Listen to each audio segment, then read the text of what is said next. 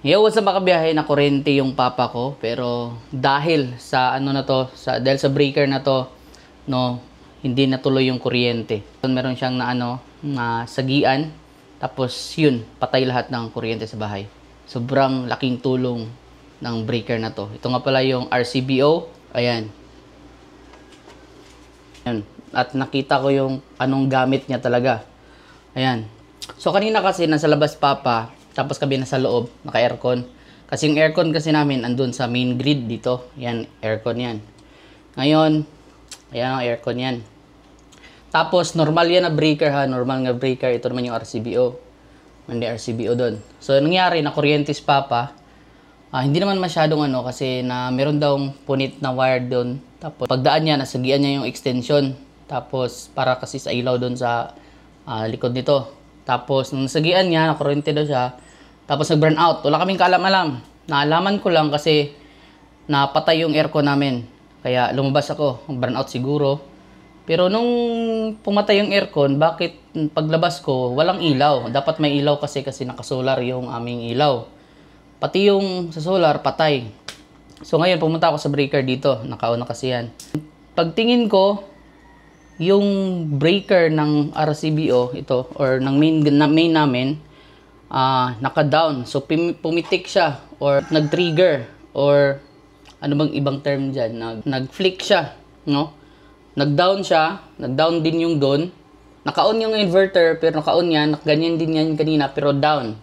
Down to, naka-down to. Pero itong tatlo, sa lahat, itong tatlo, hindi naka-down. So, okay lang kasi main naman to. Ang main breaker ko naman, ang ginilagyan ko ng RCBO. So, pag nag-flick to, ito lahat walang linya. Ito lahat sila. Yan, outlet, aircon. Yan, wala lahat talaga. So, hindi to nag-down. So, kung RCBO to, itong tatlo, magda-down to sila lahat. Pero ito lang yung nag-down kasi ito lang yung RCBO. Ang RCBO kasi meron kasi siyang maraming features. Di ko alam kung ano-ano yon, pero ang nakita ko sa Facebook or sa YouTube, meron siyang short circuit din na protection at meron din siyang ground protection. So, ibig sabihin, tulad na nangyari ka papa, na kuryente siya kasi pagkakalam ko, yung tayo, para tayo, ground tayo, di ba? So, nagkasalubong yung ground at saka yung wire na may kuryente, saka nag-flick siya. Nalaman ko na take effect yung RCBO kasi kung pansin yung blue dito, may kid indication. So, nakalagay din dyan, push before switching on. So, nung pagbili ko nito, naka-push yan. Parang hindi nakalutang yung kanyang blue. Nung kanina nag-triggered siya, umangat yung blue niya.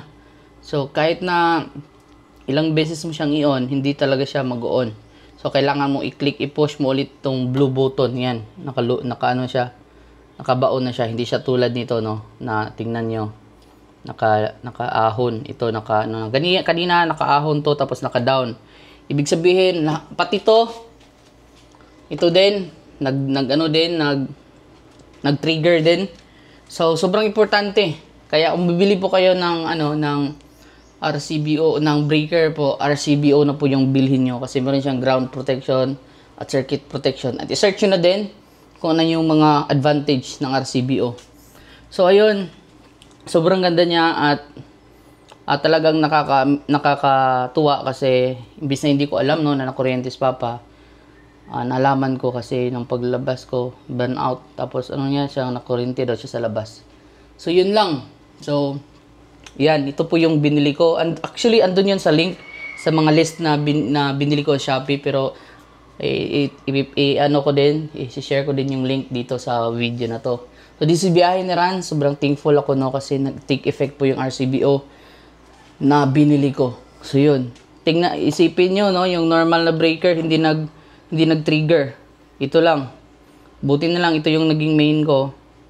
Tapos, kasi pag ito, pag hindi ko nilagyan ng RCBO, sure ko na pag nakuryente ka, patuloy pa rin yung kuryente.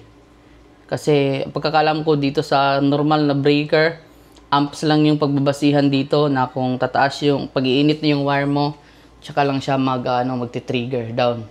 So yun, this is Behind the Runs. Sana may na-share sa inyo. And see you for more solar updates. Peace out.